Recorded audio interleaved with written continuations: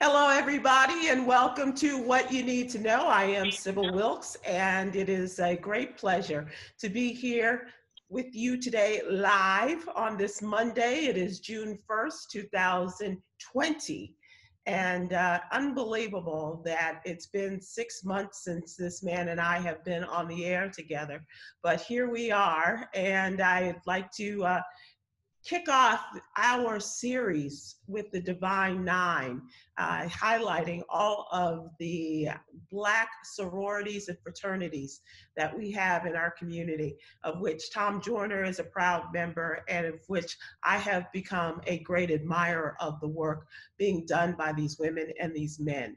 And today we are going to highlight the women of Sigma Gamma Rho. And it is a pleasure, an absolute pleasure, first of all, to welcome Tom back to the airwaves. He and I had an opportunity a couple of weeks ago to talk on Instagram Live, but Tom is going to be my guest host as we continue this partnership and talk to the members of the Divine Nine. And with that, Tom Joyner, how you doing? I'm good. You're looking good. Yeah, it's Miami. Yeah, well, my executive producer Yolanda Starks White was asking you how's the weather. I said it's Miami. Every day is beautiful. Every day it's it's exceptional. It's 90 degrees and sunny. Nice. Well, Tom, and hurricane season. Today is the beginning of hurricane season, June 1st. Yeah, there's one brewing in the Gulf right now. Yeah. Not coming anywhere near you, but it might be coming in our direction here, those of us in Texas and along the Gulf Coast, obviously. Yeah, who knows? I know. But do you remember the days, Tom, when we would just be watching that with such rapt attention in terms of what was going on and this Gulf in the beginning of hurricane season, and whether it was on the east side or the west side of Miami, and how it moved and everything. So we'll talk about that, and we'll get you to give us a little bit of an update. But I do want to welcome in our very special guest, and esteemed guest at that. She is the international president of the Sigma Gamma Rho Sorority Incorporated, and President Deborah Smith. How are you, and welcome? Thank you so much, Sybil and Tom. It is a pleasure to be here. It is an honor to have you with us. We are going to talk a little bit about the headlines that we have going on, things that are going on in the world, and that is the effort of What You Need to Know newsletter. That is what we try to do, and we are carrying on the tradition set by Tom Joyner, President Smith, in terms of super serving the African American community and talking about those things that you need to know on a daily basis. Obviously, there is no lack of news as we go through this very unsettled period of time. But what we have tried to do is we started the What You Need to Know newsletter last fall, is to inform the African American community and not only tell them about things that are going on and what you need to know, but why you need to know. And for those people who may be watching us for the first time and don't know about the newsletter, I ask you to go to sybilwilkes.com and to sign up for the newsletter. We have a lot of information, not only about the things that are going on in our world today, such as the George Floyd situation and the election and the coronavirus. We give you those updates every day. But we also have some really great things that we had from the Tom Joyner Morning Show that we have now brought here, and that includes the Little Known Black History Fact. That is something that we did every day on the Tom Joyner Morning Show for 25 plus years, as well as an HBCU corner, which of course, Tom, you can appreciate. I think appreciate that. And I think that President Smith, like yours truly, I went to a PWI, and I believe you went to Illinois State. That is correct. But I know Yes. that you, through all of your associations with Sigma Gamma Rho Incorporated, that you can appreciate all of the things that are going on at historically Black colleges and universities, as well as we also have a wellness corner, and that is really important. My best friend and I have a yoga studio, and that is a part of our effort to stay well and to spread that wellness, whether it is of your mindset as well as your physical being. And so that is really important to us that we talk about that. Tom is a vegan, so he can talk about that. And I know that is something that is very important to the ladies of Sigma Gamma Rho as well. So we will talk about that as we go on. Now, Tom and President Ketchum-Smith, I want to talk to you about what's going on with George Floyd. Obviously, it's been 1 week since this man was killed in Minneapolis, and he was in custody of the Minneapolis police. He was held in the police car, then he was taken out of the police car, and this was all over what was alleged to have been a counterfeit $20 bill. And this is how he ended his life, was in police custody with a policeman's knee, as it has been verified, on this man's neck for well over 8 minutes, and then minutes after that. As the protests began, and they began in a very peaceful manner, unfortunately, it has become very violent, and a lot of looting and fires have been started, and a lot of people have been assaulted as a result of some of these things that have gone on throughout the country. One of the things that we tried to do in today's What You Need to Know newsletter is to talk about the difference in how we dealt with these things and how little has changed. And we did that by looking at 2 activists. One, of course, is the civil rights icon, Dr. Martin Luther King Jr. And he gave a speech at Stanford University in 1967. And this speech was one that was called Other America. And the second speech that we had also was that from a modern day activist, and that's our friend Tamika Mallory. And she gave an impassioned speech in Minneapolis last week, and talking about how we deal with the things that are going on today.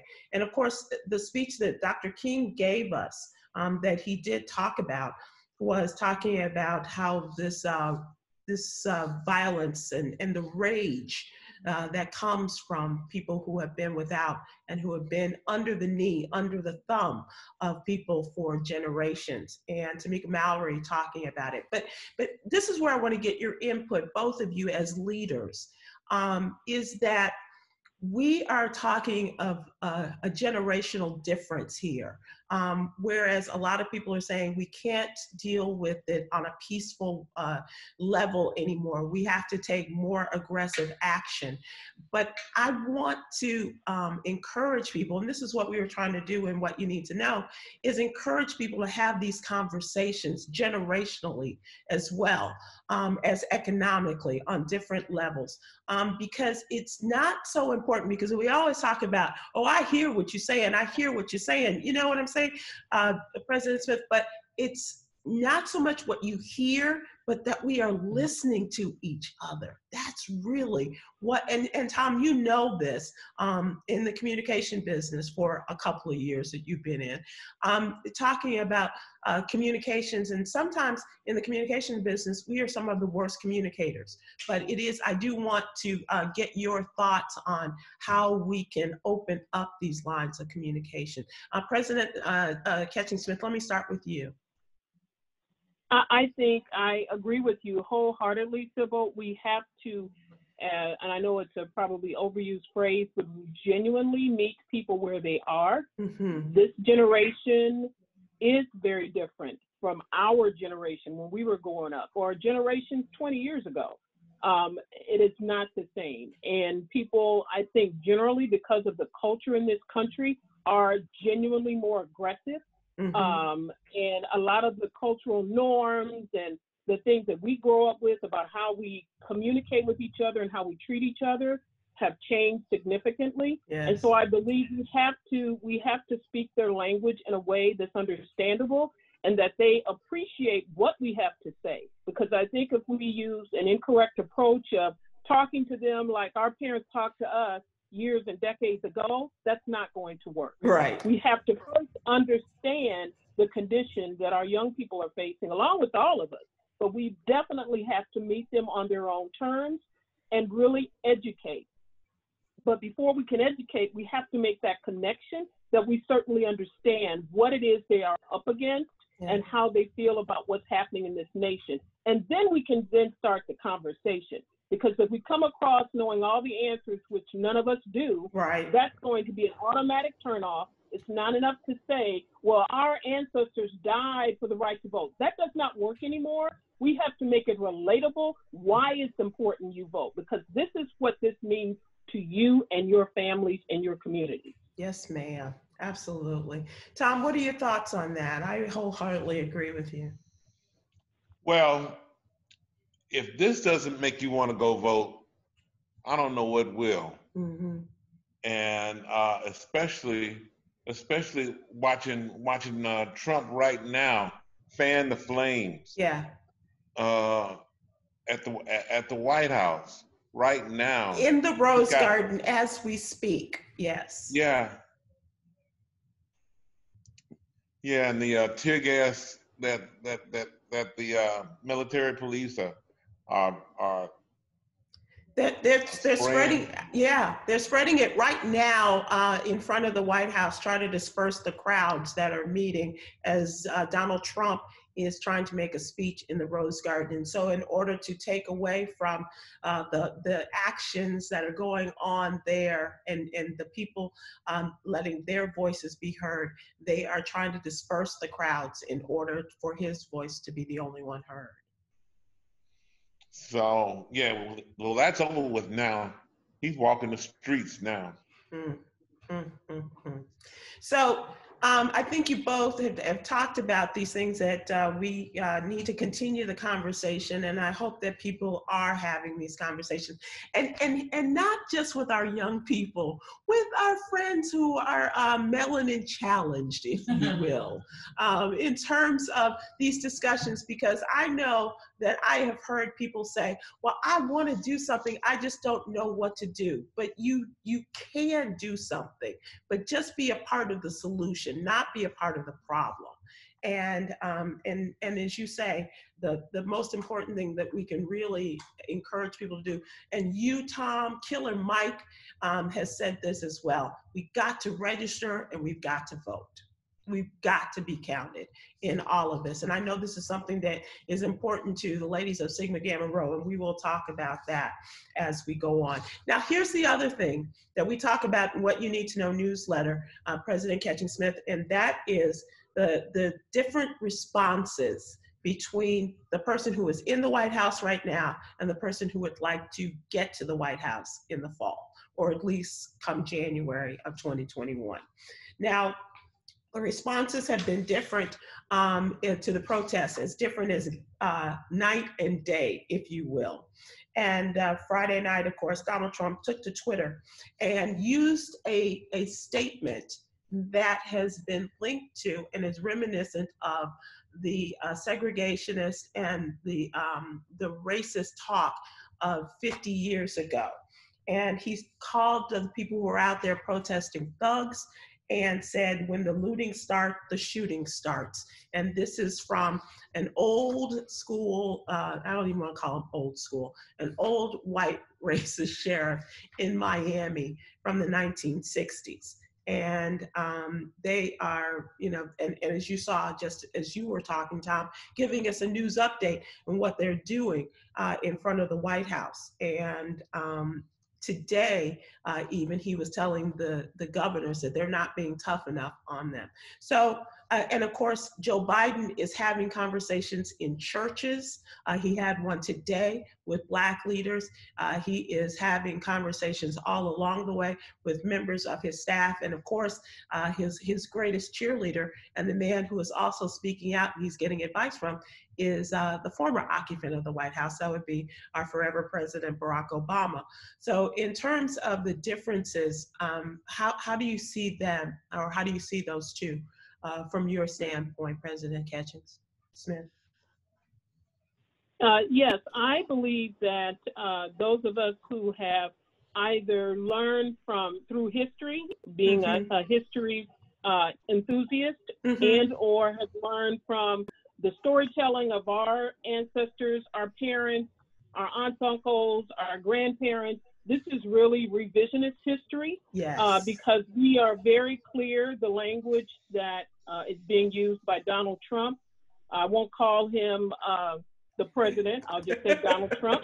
Right. Because his behavior is nothing like any president we have seen in modern day history. But he is using the dog whistle type of language to ignite and inspire white nationalism, white supremacy, all of the folks in this country that have always been here, but to really ignite and embolden their behaviors around the Black community and communities of color and anyone who doesn't look like them, versus Vice President Biden, who is coming at the approach, as you said, 365 degrees differently, meaning that he is showing compassion and humanity and admitting the blistering history and the continuation of systemic racism in this country, which Donald Trump will not even acknowledge. Yeah. And so I think there is a stark difference for those of us who may have not been paying attention. It continues to reinforce to those who have been paying attention. The behavior of Donald Trump never disappoints, that he is always going to come from a position of inappropriateness, cruelty, lack of humility and compassion for the American people overall, which continues to amaze me because Donald Trump is definitely an individual. His number one priority is Donald Trump. And I won't go down this rabbit hole for a long period of time, but it just amazes me on the number of African Americans who still support him and the number of even whites and working class people, because he has not a bone of desire, care, or concern for any working class person. And so it's just amazing to me, and to look at the manipulation that's happening to get those folks to just get in lockstep and support his behaviors and his platforms and his whole focus on how you treat the American people when we have over 100,000 Americans who have lost their lives to COVID-19. The man has not even said his condolences to the folks. He didn't call for a national town hall or a national speech when all of this happened with George Floyd. He's done nothing to show any level of compassion like we are accustomed to presidents showing, no matter whether they were Democrat or Republican. Exactly. Yeah. Some compassion, some humanity. And Tom, I know you can echo those statements as well. Yeah, I wish that President Obama would address the nation and calm everybody down. Do what Trump won't do, and the nation will listen, and every network will broadcast his. That's true. Address. That's true. Yeah. Yeah. Every outlet will address his. If he wants to address the nation, to bring the nation together, to calm the nation down, he can do that, and that would be effective. That's a great point. I wish he would do that, Well, if you're listening to us on What You Need to Know, Mr. President, you're watching us here.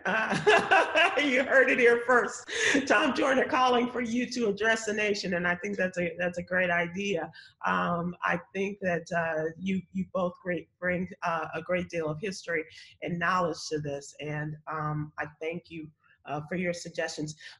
We are talking to the president, the international president of Sigma Gamma Rho Sorority Incorporated, and it's Deborah Ketching-Smith, and we are having a conversation with her as well as my boss, Tom Joyner, for always and forever, my friend.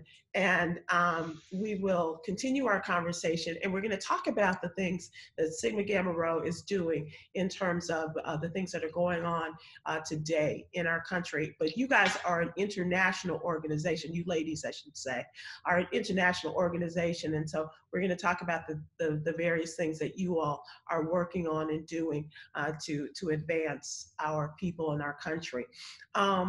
The last thing that I want to talk about, things that are happening in the news, and this is something that is near and dear to my heart. And luckily, President Smith, we were able to go to NASA last year, in August of last year, to visit the people at the Cape. And so, then thanks to Tom, we got to meet some of the incredible people, astronauts, and all the folks that put them in orbit. And it was just an extraordinary time, and this is something that has always been inside of me. So, Tom, I don't know about you, but on Saturday, I was watching the liftoff in this historic partnership between private business, this is Elon Musk, SpaceX company, and lifting the NASA astronauts up, not only up into space, but then yesterday connecting with the International Space Station. It was pretty cool. Yeah, I wanted to be there, and we made some great friends, Yeah, and contacts. And had it been a different time, we could have gone and watched it live yeah, right there from the Cape. yeah. You know. Yeah, it was, and I don't know, President Smith, if you've had the ability and the great opportunity to go down to NASA and to see and to meet those great women and men who are there.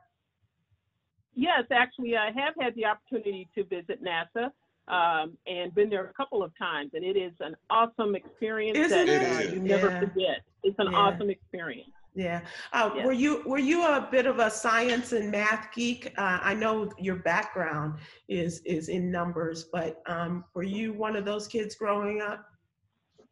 Not primarily science and math, but somewhat math because I studied finance. Mm-hmm. And so, I'm a corporate executive with Citi.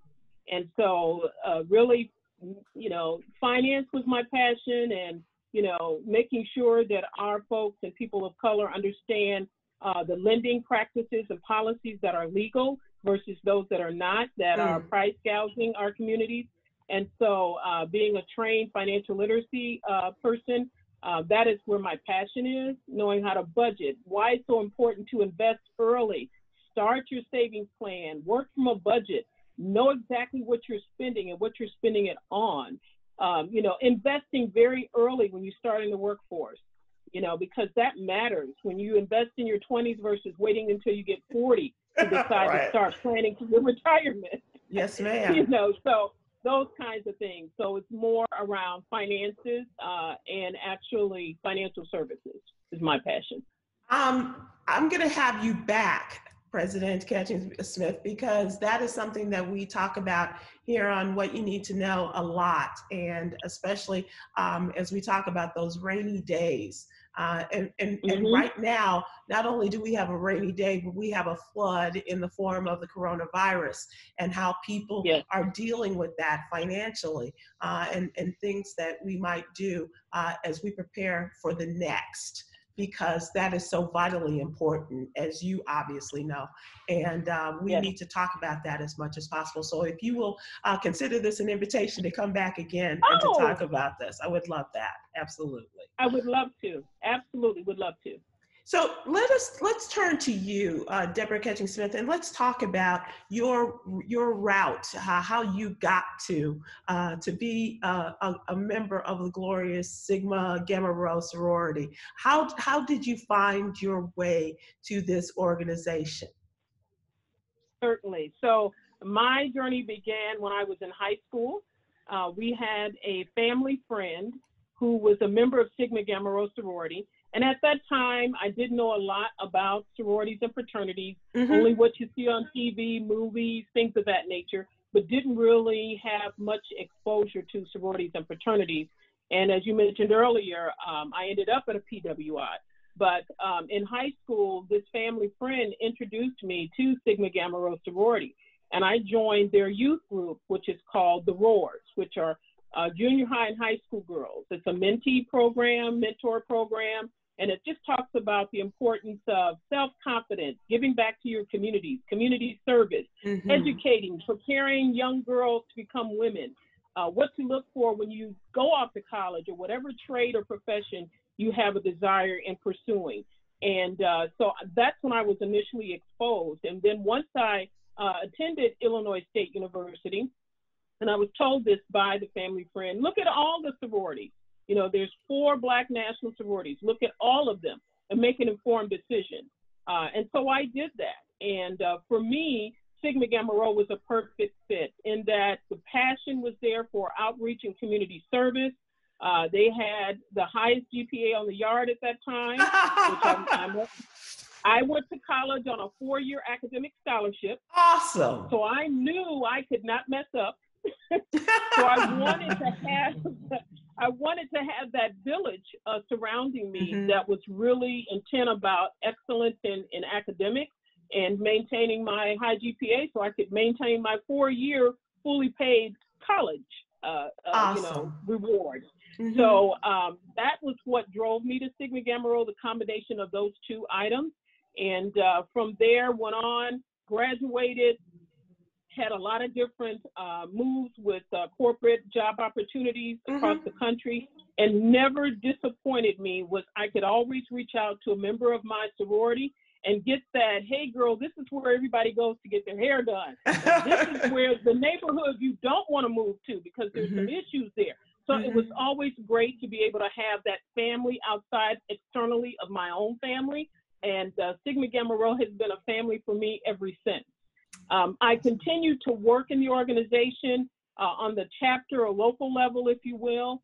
Decided to then, at the encouragement of others, because sometimes people see traits and leadership qualities in you that you don't recognize in yourself. Yes, as ma'am. a younger woman in my 20s, and folks were telling me then, oh no, you need to pursue leadership roles in the sorority. So I began that track, had several mentors that surrounded me, including at this point in time, today, and always were mindful of what the mission is, to make a difference and an impact in our communities, to be able to give back, and also to support women. We're all about women supporting women. And so with that in mind, I moved through the ranks of chapter officers on various levels, moved into a regional position, a regional director. We call them regional syntactes in Sigma Gamma Rho, and then pursued the national position of the first vice president, if you will, and then from there became the international president 4 years ago. Now, and that's, you were also elected or re-elected to that position 2 years ago to maintain your international presidency. Yes, so I came in 2016, and then I was re-elected in 2018, and my term ends July of 2020, because we do have term limits. So my 4-year term ends July of 2020, but it's been a great, awesome experience. Tom, what has been, you have, could we have a conversation of your encounters with any ladies of Sigma Gamma Rho? Not Sigma Gamma Rho. Okay, we should just leave it there then. Yeah. No. But you know, HBCUs is part of my DNA, and a great part of HBCU's DNA are fraternities and sororities. And I have lineages with Omega Psi Phi. My father was a Q. My mother was an AKA. She went to Tennessee State. He went to Florida A&M. And my son Oscar's a Q. My brother My brother was a Q. Yeah. So, I mean, purple and gold is just in my blood. It is in your blood. Yeah, Yeah. Absolutely. Absolutely. Let me ask you this, President Ketchum-Smith, because you said that next month will come the end of your term. Yes. But in the age of coronavirus, what happens to the conventions this year? Yes, so we've all, had coronavirus appended on all of the Greeks, but also all over the world. It's impacted everyone and how we engage, how we connect with each other. And so what the sorority had to do, along with the other Divine Nine, is we had to postpone all of our regional conventions because we have regional conferences. And then this year we were supposed to have our national convention in Atlanta, Georgia in July. And so what we had to do was quickly put in a risk management plan, do a complete assessment across the sorority, including our regional conferences that had been planned, and we have moved to virtual conferences. And so all of our regions will be hosting virtual conferences. One has already occurred, and the remainder are going to happen this month. And then for the national organization, we're going to be hosting our virtual conference next month. You will have a virtual conference. Yes. That's great. Virtual elections, the whole gamut. Wow. That's all that we can do, right, with coronavirus. We Absolutely. definitely did not want to put our membership at risk by trying to push the envelope and have a national in-person meeting in Atlanta, even though the state of Atlanta has never issued an order from the governor that, closed the state. It never happened. Right. And we were patiently waiting for that determination to be made. And then we knew we had to then put in our plan B, which was moved to a virtual conference. So that's how we will be meeting this summer.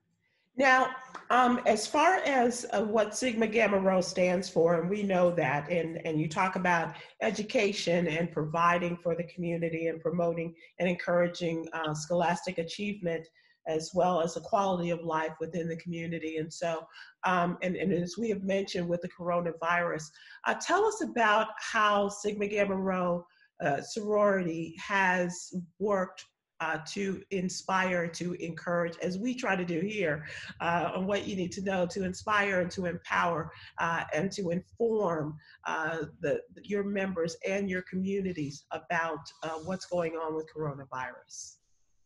Sure. So what we did was when everything broke with coronavirus and it became widely known what was happening, which was really in early March, when we started hearing more and more about the virus, by mid-March, it was just raging at that point across the country.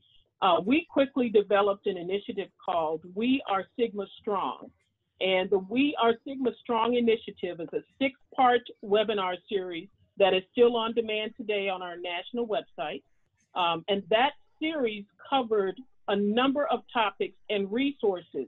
We came up with that strategy because we knew first our members were hurting, right? Everyone is trying to figure out how to manage this new situation that no one had ever experienced. But we also knew and our responsibility overall to our communities.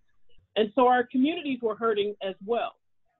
So on March 25th, we launched We Are Sigma Strong, and that particular effort involved a series of 6 webinars. We talked about things such as dealing with feelings of isolation and fear. That's everybody. Even today, people are struggling, being isolated. We had a webinar on tips for homeschooling with patience because so many parents were thrown into being teachers. They are now homeschooling their children. That's right. We talked about our own personal care as women and the community overall. How do we make sure we get in our physical fitness? What is it that Black women do with their hair? How do we manage through our skin? These are real challenges. Yes, ma'am.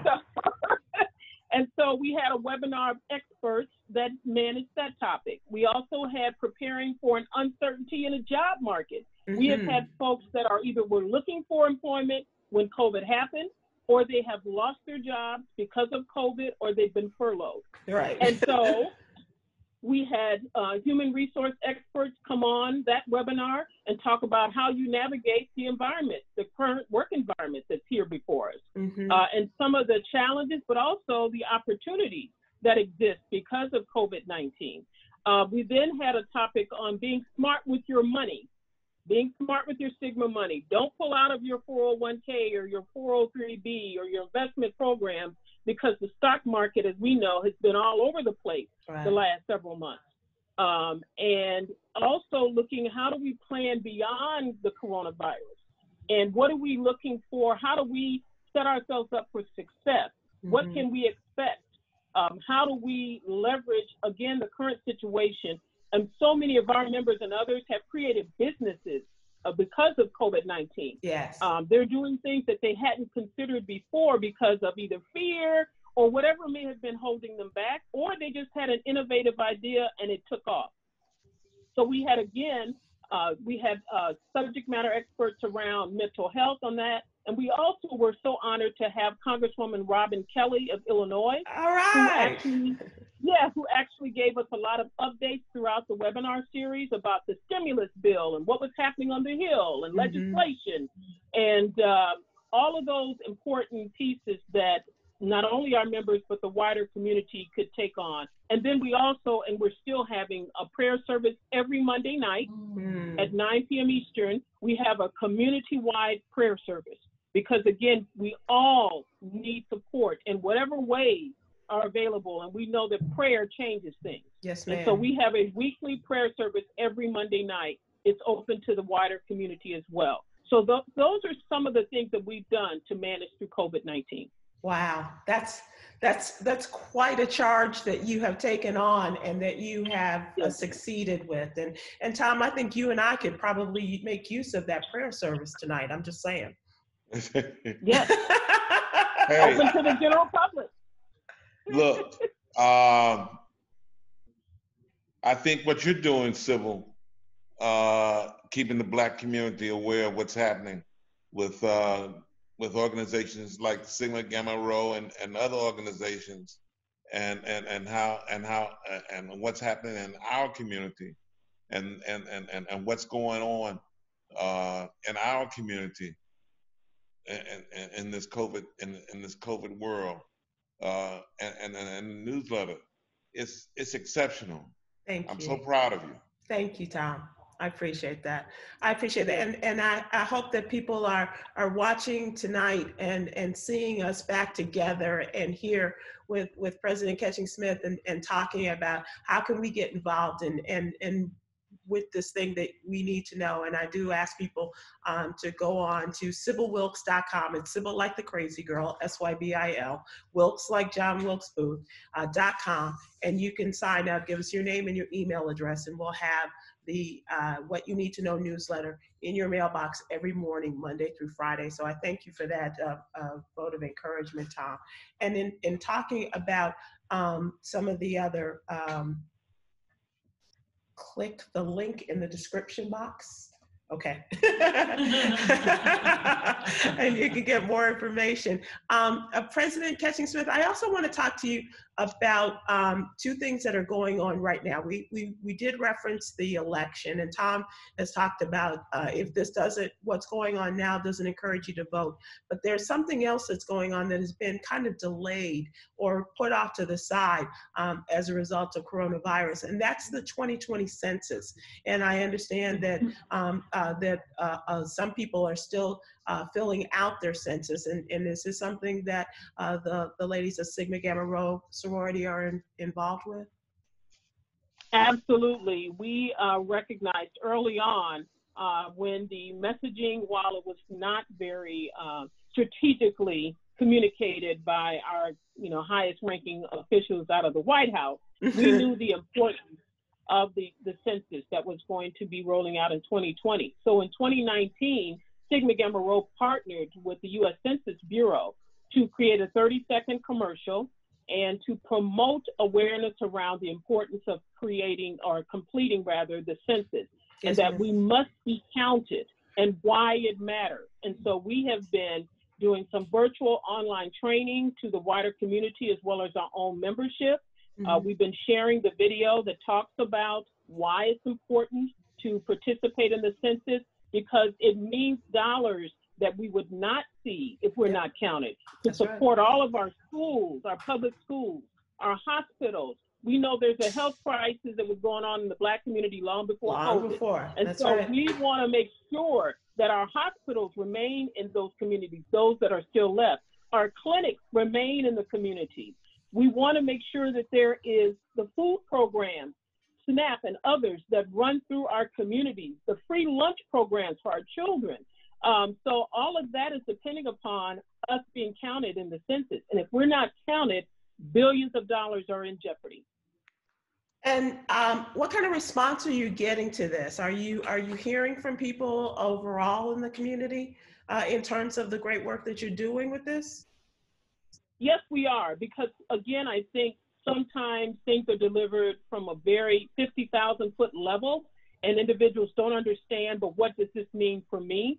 So we hear a lot of times, as an example, anecdotally, well, I don't think it's worth me filling out the census, or I don't want anyone to know my business.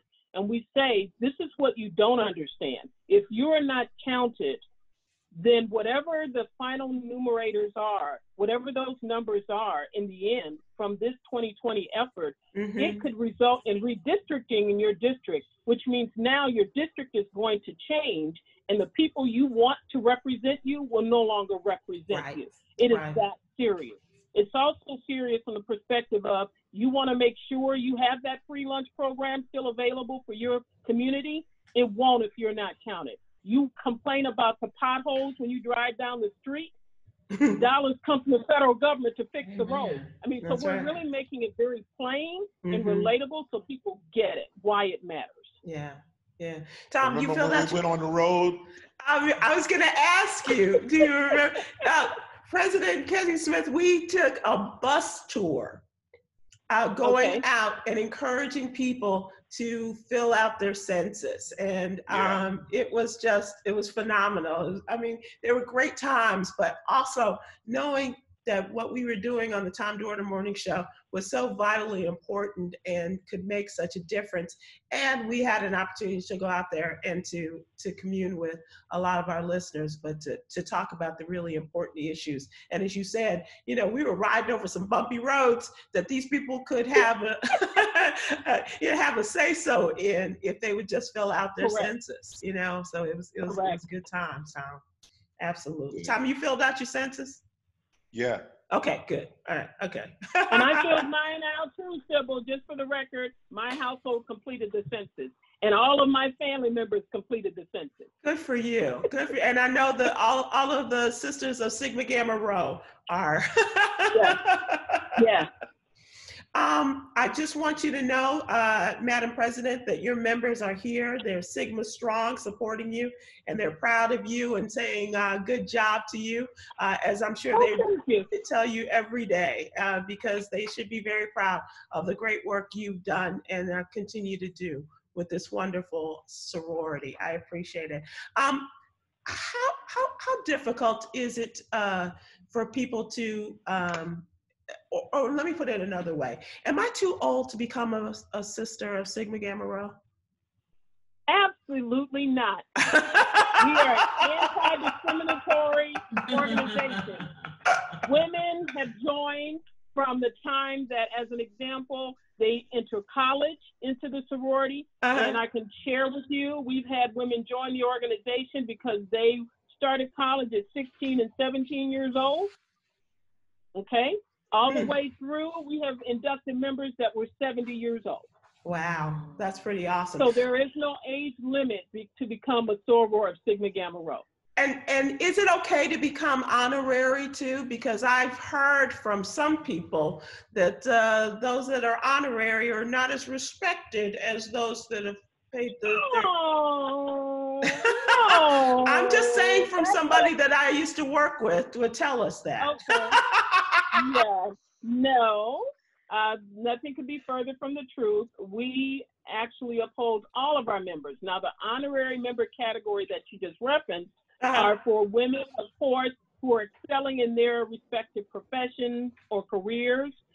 Those women who have like-mindedness around our mission and vision, which is to support women, children, and families and uplift our communities through service and education and scholarship excellence, educational excellence that you mentioned earlier. And so those women who are excelling in their respective careers, those are the women we pursue. And so I want to say right now to you, Ms. Sybil Wilkes, we would be honored to bring you in as a member of Sigma Gamma Rho Sorority Incorporated. You should have known that was a setup, Sybil. Thank you for that. I really do. I think that you're such a dynamo, and I think you, as a representative of this wonderful group of women, really to be proud. But as you look now, and as you said, after 4 years in the presidency, and you look ahead, what do you think is your plan for the organization, for all of the Sisters of Sigma Gamma Rho in the next 5 to 10 years? What do you think? I think that this is an opportunity, as we know, under the current conditions of COVID-19 pandemic. We don't know when this will subside. We don't know, again, when the vaccines and all of the testing that's really necessary to keep us all safe will actually be available. And so what this has challenged us to do is really to look at things differently and come up with different ways of how do we connect with our communities and still provide service. We've had our chapters have virtual forums. We had a chapter that had a youth symposium here within the last week. And typically the youth symposium is a call out to all of the youth in our respective communities across the nation. And we talk with them about the issues they are facing. We provide educational resources. We have subject matter experts come in, peer-to-peer conversations. Well, guess what? It was done virtually the other week. So it's making us look differently at our normal business operations and really become more creative. And out of that, we're able to really touch more people. Because of the virtual situation versus waiting for people to show up in a location. Now we can touch a wider range of people and people all over the world simultaneously by having these types of community outreach virtually. The other big thing that for Sigma Gamma Rho is in 2022 is our 100th year of existence. Oh, nice. So we are really hyped and pumped to celebrate in Indianapolis, Indiana. Our 7 founders, we were founded on the campus of Butler University. We're the only national Black sorority founded at a PWI. And our founders were the bold, fearless, courageous women in 1922 who founded this organization at Butler. And at that time, Butler was steps away from the world headquarters of the Ku Klux Klan. So these are some fearless Black women that said, we want to start a national sorority down the street from the Ku Klux Klan world headquarters. And so they went through a lot. And they weren't nurtured in an environment on their campuses with loving professors and other administrators. They were numbered at that time. Butler, while it allowed Blacks in their college, there was only a certain number. Only 10 Black students could enter per year at Butler. Yeah, so they went through a lot to found this organization. So we're ecstatic to be able to come in 2022 in Butler, to Butler and to Indianapolis, Indiana, and really put on a big celebration about the tremendous amount of work that has been done over the 100 years and how many chapters we now have overseas. We chartered a chapter last fall in Dubai. That's the first chapter of the sorority. I saw that. Yeah, so we're just really excited at the growth and the projection of the sorority. You guys are doing tremendous things, and I was intrigued on how you came to know about Sigma Gamma Rho. Is that, and you talked about the young people. So do you still have those organizations available to young people before getting into college? And how can people find out more information? Sure, you can go to our website at www.sgrho1922.org, and you will learn more about our Roar Club, which are the young ladies that are in junior high and high school. We still have that program. It has been in existence since 1939. Wow. And it continues to thrive because, as we all know, our young people need us now more than ever with everything that's happening in our world today. And so that program is still very much alive and well. It's actually managed through our local chapters in cities and countries outside of the U.S. as well. And then we also have another group of affiliates called the Philos. And the Philos are adult women who do not have a college degree. And they are supporters of Sigma Gamma Rho. And so that organization has been around for a number of years as well. And they actually work in lockstep with us on community service and outreach.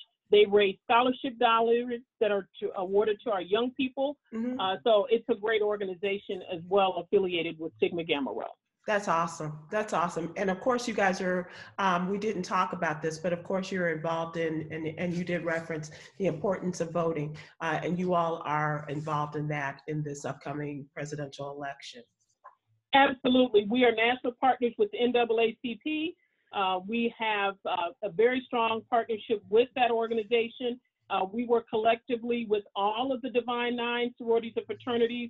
We have an objective and a mission to accomplish on making sure that people, number one, are registered that have not already registered, that they understand where their polling locations, because some of them have moved because of all these hurricanes and different situations, that they also understand that all politics are local. You must understand on the local level who is running for these various positions, from the school board to the sheriff department, all the way through the mayor, your aldermanic person, whatever your structure is in your particular city. You must have a knowledge and awareness of those platforms so that you can vote intelligently. It's not just about the national elections, because 90% or more of the voter suppression is happening on the state level. It is not the federal level. So we have to understand who are these state folks that continue to adopt and pass these voter suppression rules. It's happening at the state level, state by state.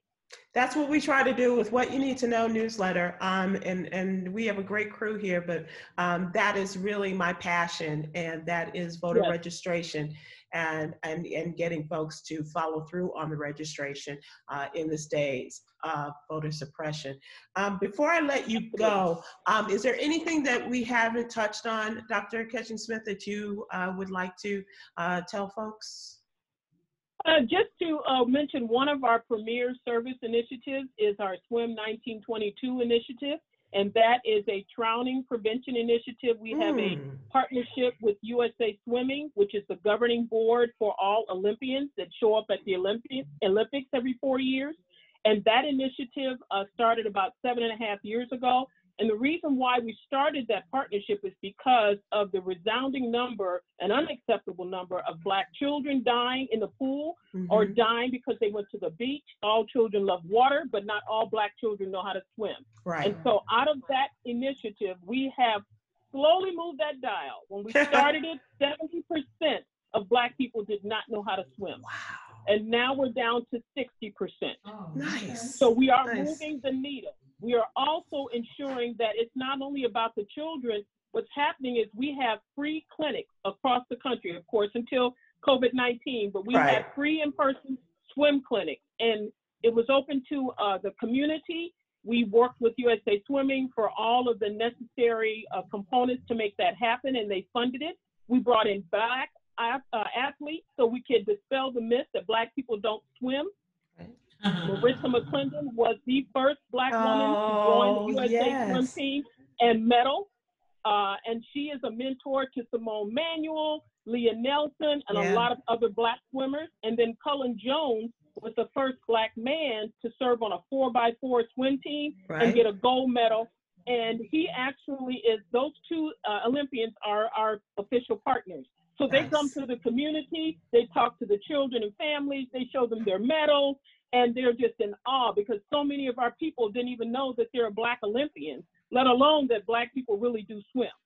So it's a very much of a myth that we're tackling educationally as well. Madam President, did you know that you are in the presence of a man who should have been on an Olympic swimming team? That would be Tom Joyner. Tom. Yes. Wonderful. He was quite the swimmer. He still is, but in his youth, Tom, you did a lot of that, didn't you? Yes. I could have been the first Black Mark Spitz. Okay. All right. That's how far back I go. All right. So That's awesome. That is so awesome. I love that initiative, and I love all the things that you're doing. Tom, before I let you go, is there anything that you want to add today to talk about that we did not mention today? Whether it's about Mr. Floyd or Breonna Taylor or any of the other things that we have talked about in the days past. Well, again, I wish that President Obama would address the country and try to calm this country down. Just announce that he's going to address the country. I'm sure every network, every news outlet will clear space for him, and he will. If he gives the kind of speeches, if he gives another speech like he did before when he was president, this would calm down, Yeah. And I wish he would do that. I wish the Democratic Party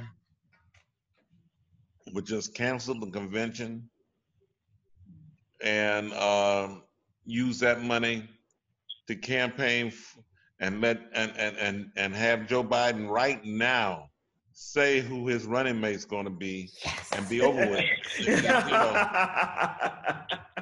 Right. Yeah. Just go on and say it. Stacey Abrams. And be done with it. And start buying ads. Let's just go. And start buying ads just like Bloomberg did in the middle of the primaries.